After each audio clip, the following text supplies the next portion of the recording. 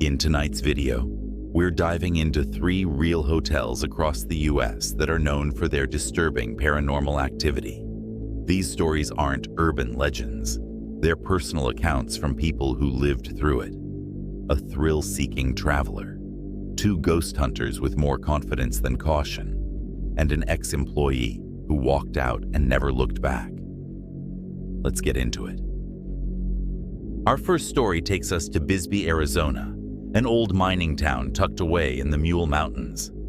It's home to the Copper Queen Hotel, one of the oldest continuously operating hotels in the state. A former employee, who requested to stay anonymous, sent in their story. They worked at the Copper Queen for nearly a year. What they experienced wasn't just creepy. It pushed them to the edge. And eventually, it pushed them out. I worked at the Copper Queen for about 11 months. Not long, I know, but it was enough to ruin hotel hallways for me. I don't even like staying in Airbnbs anymore. At first, it was just a job. Front desk, a little night shift coverage, nothing wild. The place is old, like really old, so I expected creaks, plumbing groans, the usual. But the weirdness started almost immediately. There were whispers. Soft, never clear, but always just close enough to make you turn your head.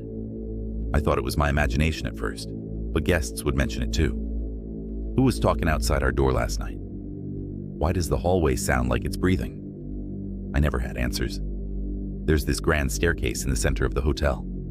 Late one night, around 3 a.m., I was walking past it to drop off some paperwork when I saw a woman standing at the top. She was swaying, almost dancing. Her dress was old-fashioned, dark blue, long sleeves, floor length. Her hair was pinned up, like something out of a sepia photo. I thought she was a guest at first. I called out, "Ma'am, are you okay?" She didn't answer. She just kept turning in slow circles, arms slightly lifted like she was hearing music no one else could. And then she disappeared. Not behind the wall, not down the stairs. Just gone. Mid-movement, like someone wiped her off the frame. A few weeks later, I was doing a check on one of the rooms that had a leak complaint. As I stepped out of the elevator onto the 3rd floor, I nearly collided with this old man in the hallway. He startled me. Long gray beard, heavy coat, smelled like pipe tobacco. I apologized, but he just nodded and kept walking. I turned to ask if he needed help finding his room, but he was gone. I checked both directions. No doors opening, no footsteps, no nothing. I looked at the security footage later. No one there. Then there is room 315, also known as Julia Lowell's room, a former prostitute who took her own life. Guests complained constantly about that one. Cold spots, water turning on in the middle of the night. Voices. One woman swore someone sat at the edge of her bed while she was trying to sleep. She said she could feel the weight of her. She even said she heard humming, like a lullaby. No melody, just this low rhythmic hum right near her ear. The next morning, she checked out early and told me, "You need to burn that room down." I laughed. She didn't. What finally did it for me was something small, but it hit differently. It was my last week. I was closing up, maybe 2:45 in the morning, and I heard a knock at the lobby door. Not loud, just a soft, deliberate knock. I went over to check, thinking maybe a guest got locked out. There was no one there. But as I turned back toward the front desk, all the lobby lights shut off at once. Not flickered, not dimmed, just dead. And in the pitch dark, I heard whispering behind me. Not one voice, a lot of them. Fast, urgent whispers, like people arguing in a language I didn't understand. I walked out, left my keys on the front desk, drove home, called the manager the next day, and told her I was done. People always want to believe these places are haunted because of some big tragic story. But the Copper Queen doesn't feel like one ghost. It feels like 100 small ones, half seen, half heard, all stuck there together, pressing in on you when the building gets quiet. It doesn't scream. It creeps. And trust me, that's worse.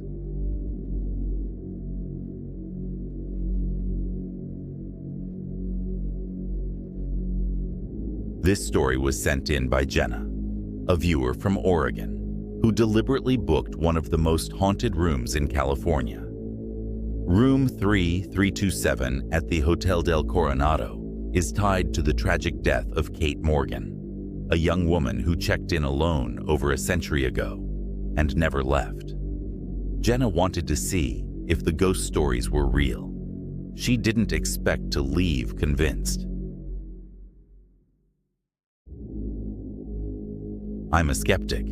I love the paranormal, but I've never actually experienced anything. I always figured the stories were exaggerated, or people were just looking for patterns in weird coincidences. But when I heard about room 3327 at the Hotel del Coronado, I couldn't stop thinking about it.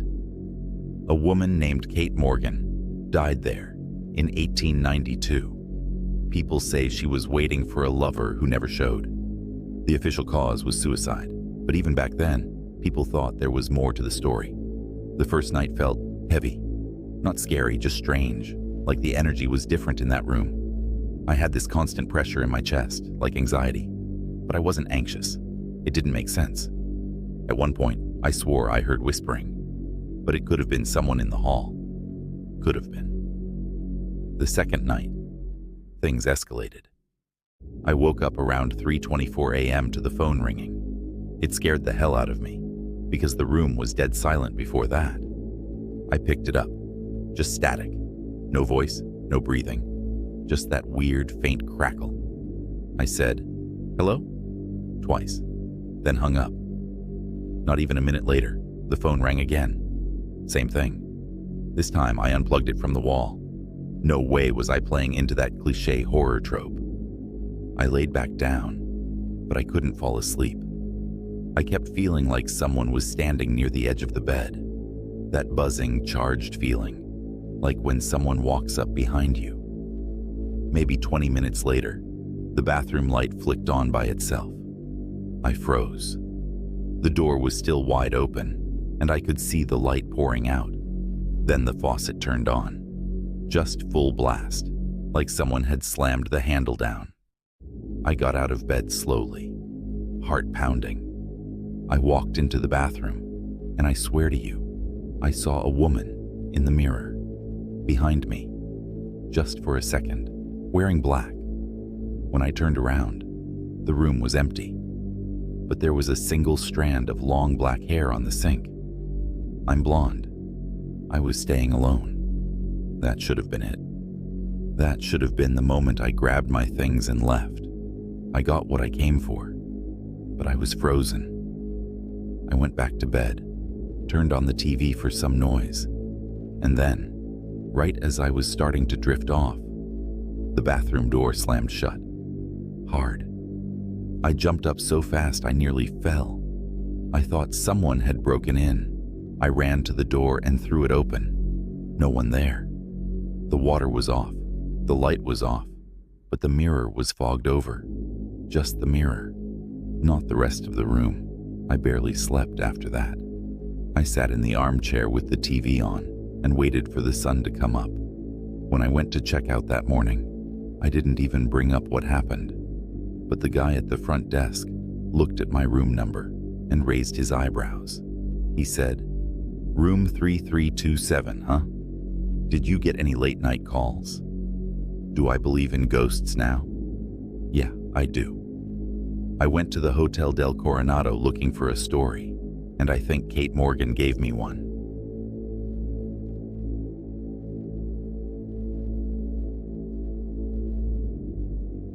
In this next story, delivered by Mateo from Austin, two friends set out to investigate the paranormal at one of Texas's most iconic and allegedly haunted landmarks, the Menger Hotel.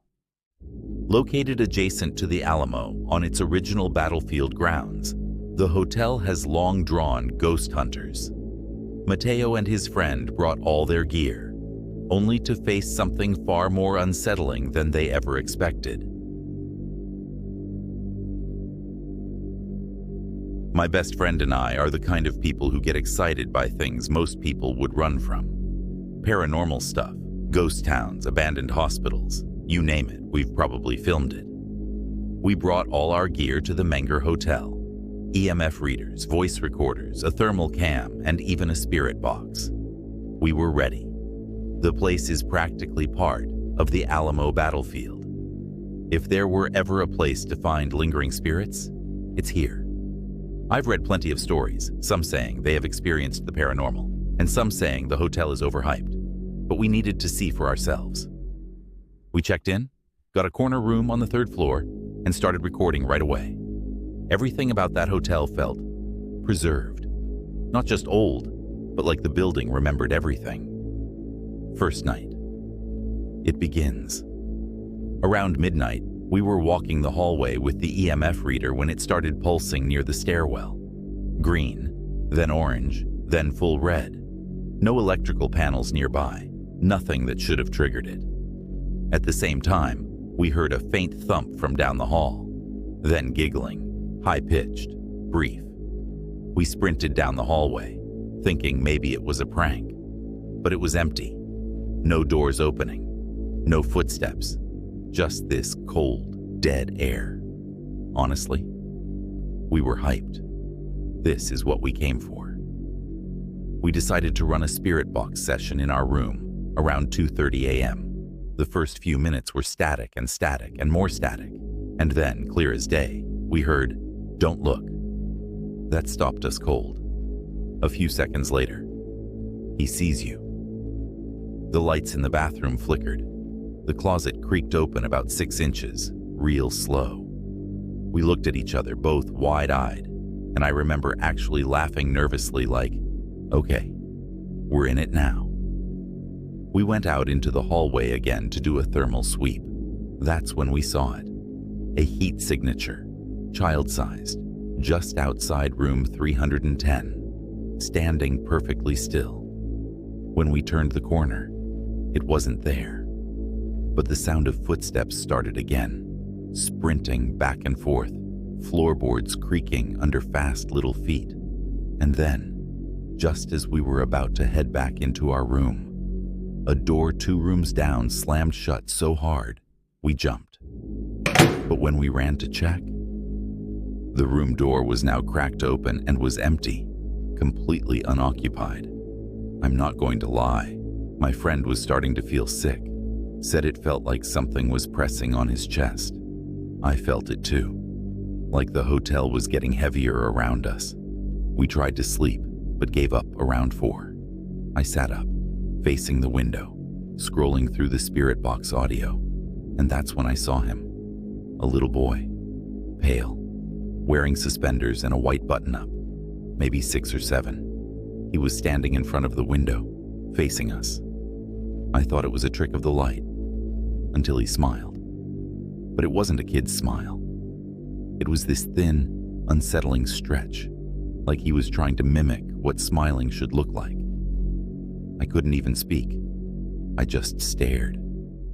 And then he vanished, like dust breaking apart in the air. We didn't sleep, just waited for the sun to rise with the TV on and all the lights blaring. I remember my friend saying, I wanted this. I really wanted this. But man, that was different. We came to the Menger looking for ghosts, and we found them.